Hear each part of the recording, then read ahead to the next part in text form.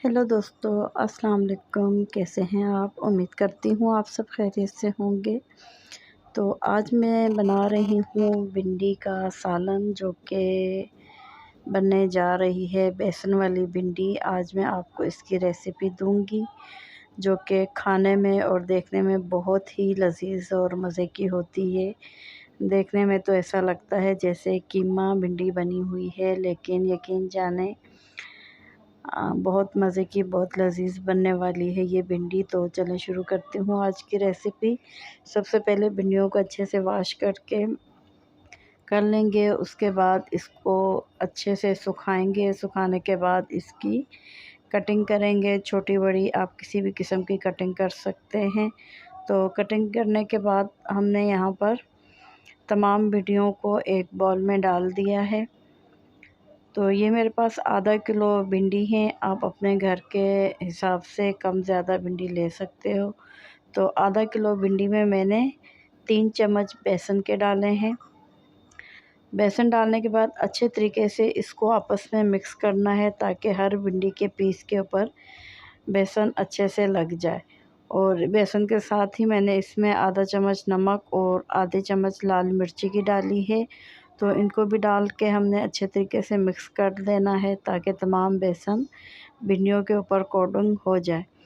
तो आप चमचे की मदद से भी इसे इस तरह मिला सकते हैं, वरना आप बॉल को उलट पुलट करके इसे अच्छे तरीके से मिला सकते हैं, ताकि भिंडियों के ऊपर ये बेसन लग जाए। और लगने के बाद इसे हम 5 मिनट के लिए रख देंगे। 5 मिनट के बाद हमने इसको ऑयल में फ्राई करना है, जिसके लिए मैंने यहाँ पे ऑयल लिया है। 4 से 5 चम्मच ऑयल ली है। कुकिंग ऑयल लेने के बाद इसे गरम करेंगे और इन भिंडियों को इसमें फ्राई कर देंगे। तो इनको हमने अच्छे तरीके से फ्राई करना है और इसे मुकम्मल तौर पे कुक करना है, तो ताकि बेसन अच्छे तरीके से पक जाए। हमारी भिंडी भी 100% पक जानी चाहिए।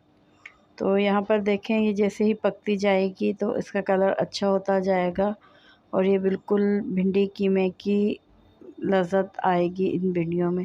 तो यहाँ पर देखें, ये अच्छे से इसकी बुनाई हो चुकी है और बेसन का कलर जो है वो देखें बिल्कुल अच्छे से बुनाई हो चुकी है। कलर से आपको पता लग रहा है, और भिंडियों का कलर भी वैसे का वैसे बरकरार है, बिल्कुल भी ख़राब या डार्क नहीं हुआ है। अब इसी पैन में हमने मज़ीद थोड़ा बहुत ऑयल डाला है और इसमें फिर 2 बड़े साइज़ के हमने प्याज डाले हैं। भिंडियों में और करेले में प्याज बहुत मज़े का लगता है। तो यहाँ पर देखें, हमने सिर्फ इसका कच्चापन दूर करने के लिए इसे फ्राई किया है मुकम्मल। इसे कोई कलर डार्क ब्राउन या ब्राउन कलर नहीं देना, सिर्फ प्याज का कच्चापन दूर करना है। और उसके बाद इसमें हमने अदरक लहसुन का पेस्ट डाला है 1-1 चम्मच। तो डालने के बाद इसे भी 2 से 3 मिनट तक हमने फ्राई करना है। और ये देखें, मेरे पास 3 अदर टमाटर थे, तो उसको मैंने बारीक चॉप कर लिया है। आप भी इसे अच्छे तरीके से चॉप कर लेंगे। तो यहाँ पर टमाटरों का कलर देखें कितना बेहतरीन कलर लग रहा है।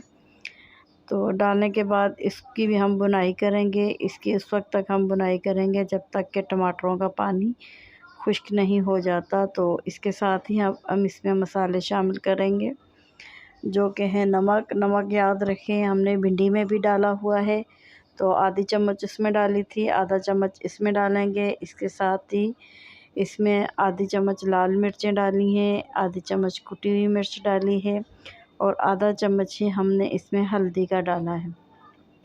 ये नॉर्मल घर के मसाले हैं। आपने डालने के बाद इनको भी टमाटरों के साथ अच्छे से भूनना है। उस वक्त तक भूनना है जब तक कि इसका ऑयल सेपरेट नहीं हो जाता।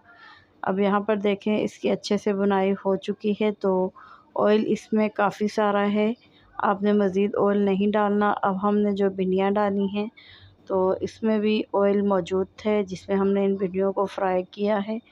तो 4 से 5 मिनट तक हम इसकी बुनाई करेंगे, तो मज़ीद ऑयल इन भिंडियों से भी निकल जाएगा और इसको फिर इसकी बुनाई करते रहना है जब तक कि इसका ऑयल सेपरेट नहीं हो जाता।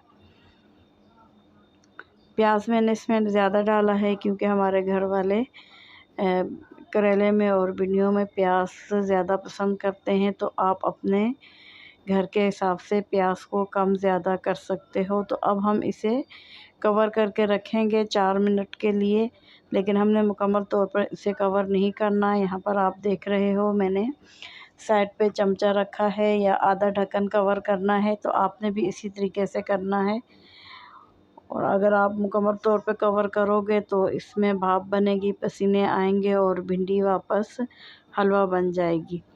तो इस बात का आपने ख्याल रखना है। यहाँ पर हमारी भिंडी तैयार हो गई है, तो इसमें मैंने हरी मिर्चें बारीक काटी हैं, साबुत भी डाली हैं। तो ये हमारी फ़ाइनल लुक है। आप खुद देखकर बताएं, देखने में लग रही है ना भिंडी कीमा, लेकिन बिल्कुल भी इसमें कीमा यूज़ नहीं किया है आपके सामने। तो आपने इस रेसिपी को ज़रूर ट्राई करना है।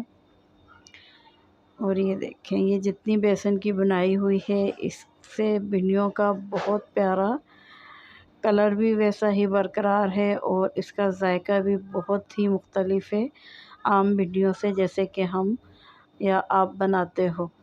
तो आपने इस रेसिपी को ज़रूर ट्राई करना है। ये थी मेरी आज की रेसिपी और ये है फ़ाइनल लुक।